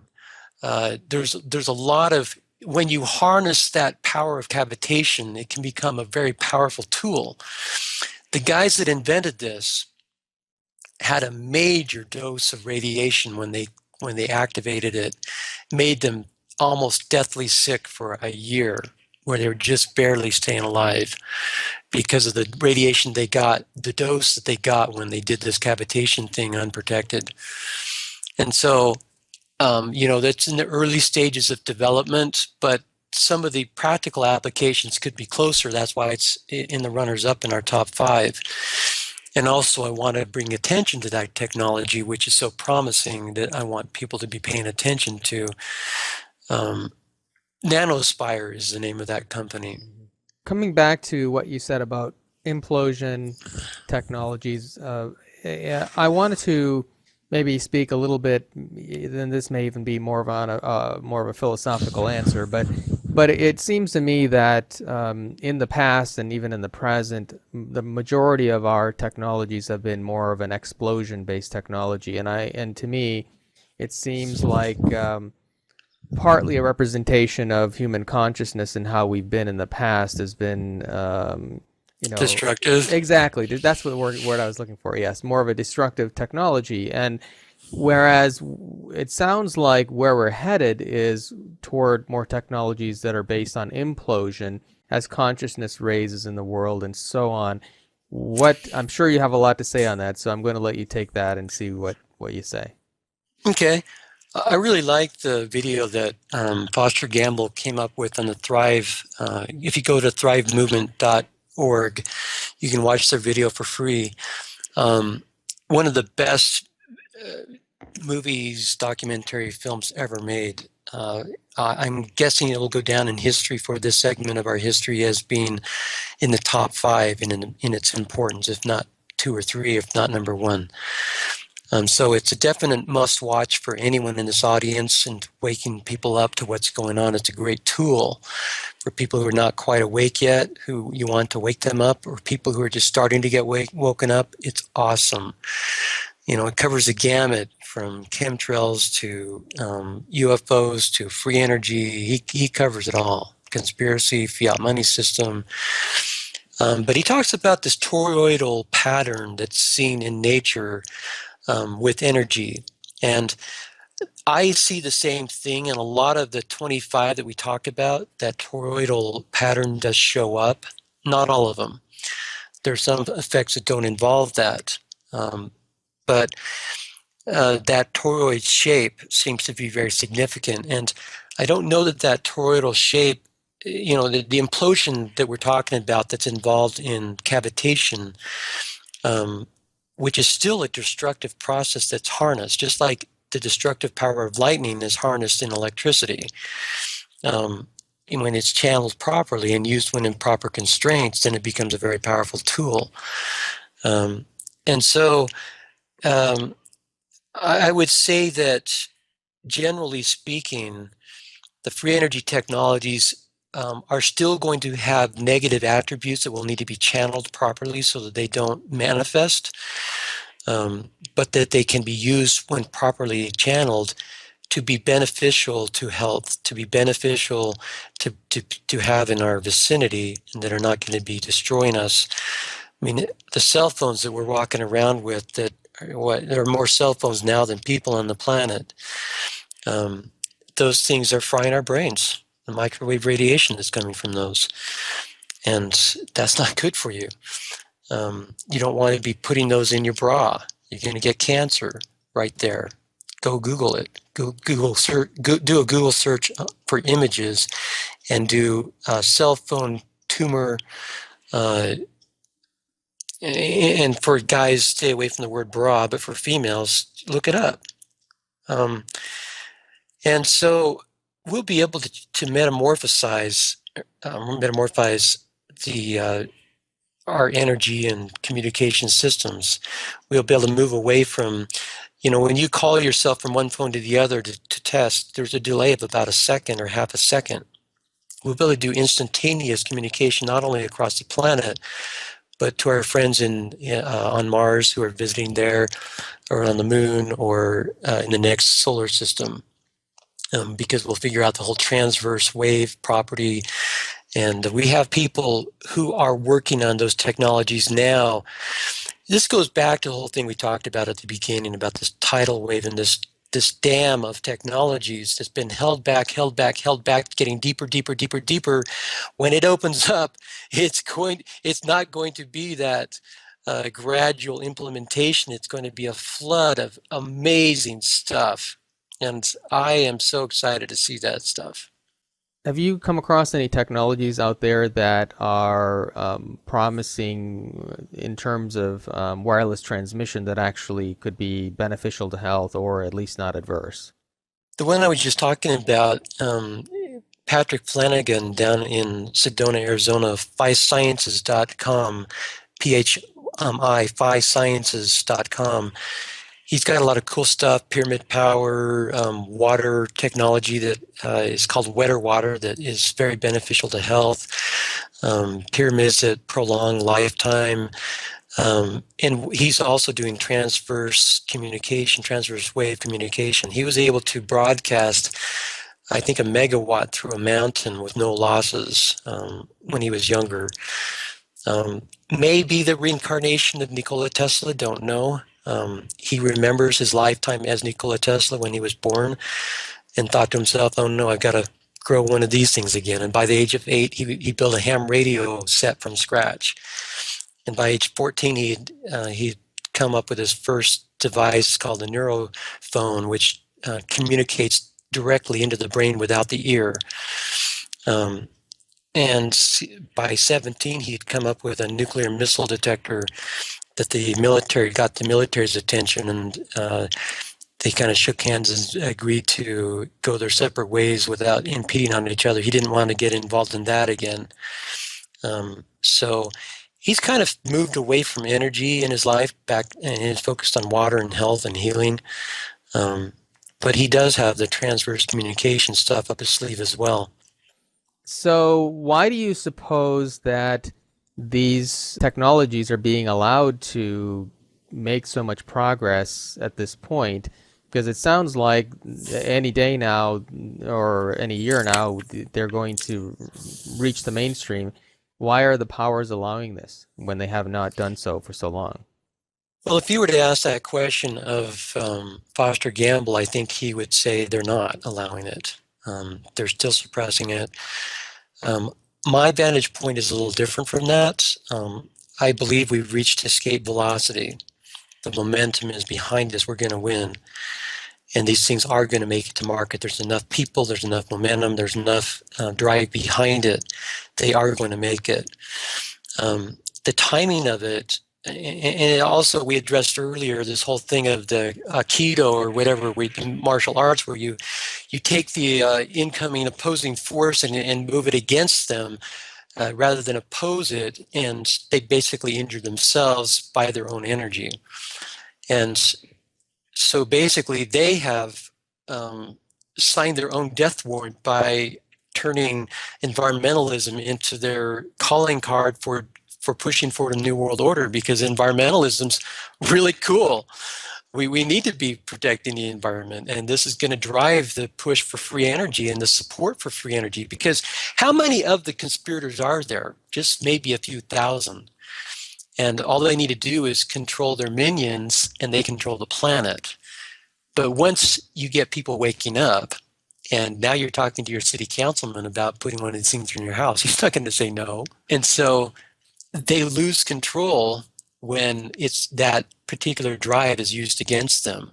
And so it's not that they're not opposing it, it's that they lost control of it.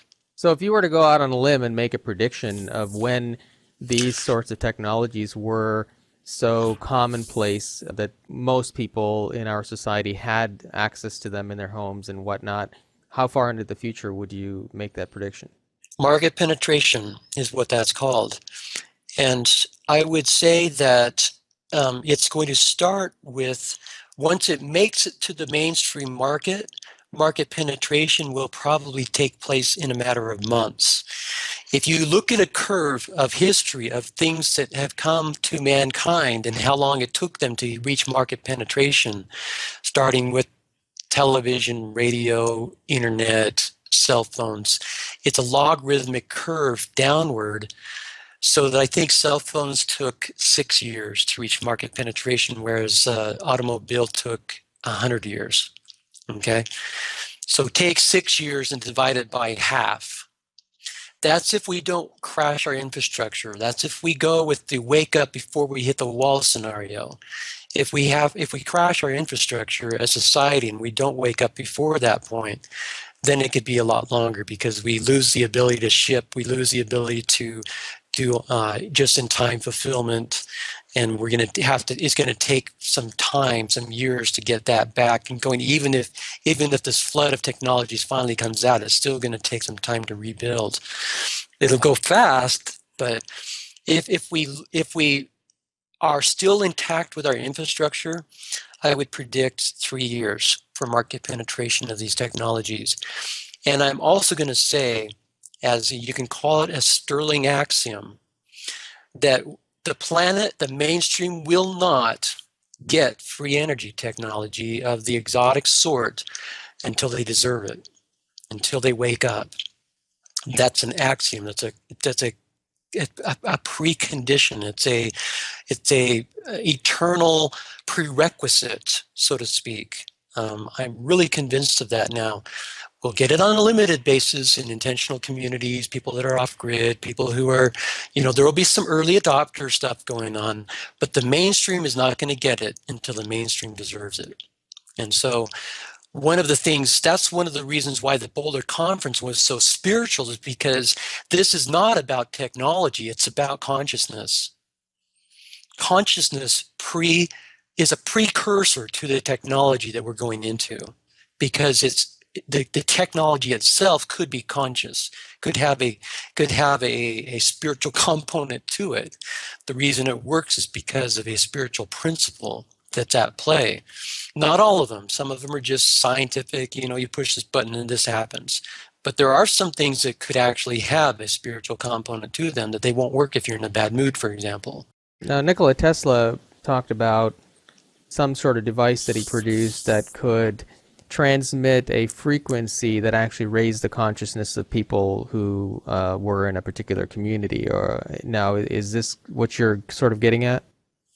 Not necessarily. I wouldn't be surprised if there is such a thing. For me, the bottom line and most important principle that is each person has the ability and right to choose for themselves and not to be forced to go a certain direction. And the New World Order is all about force and imposing their will on people and taking over control. The demon that comes on along and whispers in your ear is not just making a suggestion. He wants to take over. And he wants to take away your freedom, turn you into an addict so you have no choice anymore. You see the trigger and boom, you're off. That's where they function. That's where evil functions. There are tools to get us so that we're out, that we can get out from under that control. First of all, you recognize the addiction. You start going into program of recovery. You stay away from the triggers, etc. There are ways to recover from that.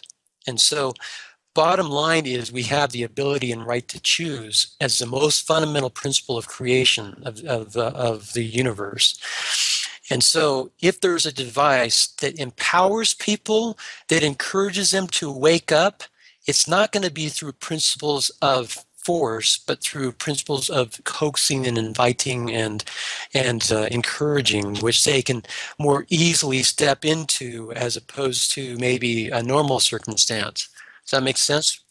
Yeah, I totally get that. And in terms of your axiom earlier, I tend to agree with that. I think that all things are really built on the foundation of consciousness. So until there is a sufficient level of consciousness with enough people in the world, we're not going to see these ideas proliferate. But obviously, the consciousness is raising, or these ideas would not even be reaching the world at all. And we're seeing this happening not only on the technology side, but in the health side, and just every single field seems to be having remarkable breakthroughs in present time. But a lot of it is still underneath the surface of the mainstream. So one of the things along those lines, one of the things I want to mention, I'm glad you brought that up, that gives me the greatest hope right now, is David Icke, through crowdfunding, launching a 24/7 television network out of London, where they're going to be doing all this alternative programming that the mainstream has been ignoring, and the dissing and calling tinfoil hat, etc. There will be a free voice there where people will be able to talk about this kind of stuff. I'm going to be doing a program there each week for an hour on free energy, the quest for free energy. I'm also going to be doing a half-hour segment on alphabetics, this code that I discovered, and in real time, the things that I found in the past week and how they affect the emergence of this new world that's coming. There's going to be some really cool programming on it. It's called The People's Voice. ThePeoplesVoice.tv is their website. They're launching November 17th of this month. And that is going to really turn this awakening into and put it on steroids, because now people are going to have an alternative to go to and to listen to. And it's going to be very professional. It'll be, like the regular programming they're watching, except the content's going to be good, rather than this prostitute media stuff that we get from the mainstream. We've already gone for 2 hours, and there is a subject that I'm quite fascinated with, and it probably warrants a separate discussion. But your whole expertise in the field of alphabetics, I imagine that that's not a short conversation, right? No. Would you be open to having another talk another time on that Sure, I'd alone? be glad to. Okay. That's what my lecture was on in Boulder, Uh-huh. was alphabetics Okay. and its prophecies about energy. For example, I looked up the date of that conference, 1010, October 10th, 2013, there in Boulder, Colorado. And the number 1010 in the New Testament lexicon was the insertion point of the alphabetical spelling of Boulder in Greek. I Interesting. mean, yeah. Yeah, that's a fascinating area, and we're going to reschedule another conversation just on that because I did not know that you worked in that field and that you had expertise there. So it sounds quite fascinating. But so to wrap things up, for if people want to get in touch with you or follow your work, what are the best places to do that? The easiest domain name to remember is freeenergynews.com. Free Energy News, we're the news guys. And it's easy to find us on Google. We do quite well there. For some reason, Yahoo doesn't like to list our PezWiki stuff. I don't know why they've seemed to blacklist it or something. I've got to get to the bottom of that. But Google, we do very well there.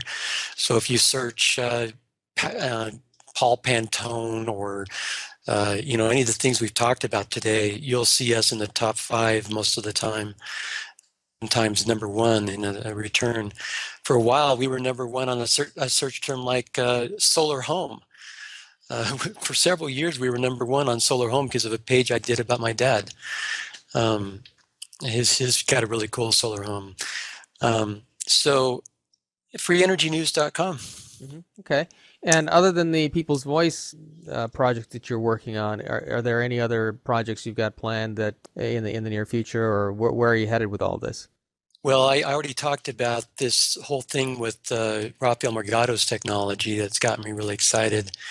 I think that's going to be a pretty big focus for the next short while, helping launch that, get that traction. I could be wrong. I tend to get really excited and exuberant about things and then see how people react, and they don't have near the exuberant as what I have. But I wouldn't be surprised if this fundraiser sets all kinds of records. Remind me about, I would like to do a show on the richest man in the world in the context of a new world that's not based on fiat money. Was based on clean energy and good stuff. Okay. All right. Cool. That sounds like an interesting topic. So maybe we'll have that in our discussion about the other topic we mentioned earlier. So great. Well, thank you so much for taking such a long amount of your schedule today to talk with us, and we will be speaking with you very soon, and hopefully we can get you out to one of our future events here in Michigan. I'd love to do that. I always enjoy getting out and being able to mingle with cool people and share my stuff. So I appreciate you having me on your show. And Ethan, I wish you well and encourage you and applaud you in what you're doing.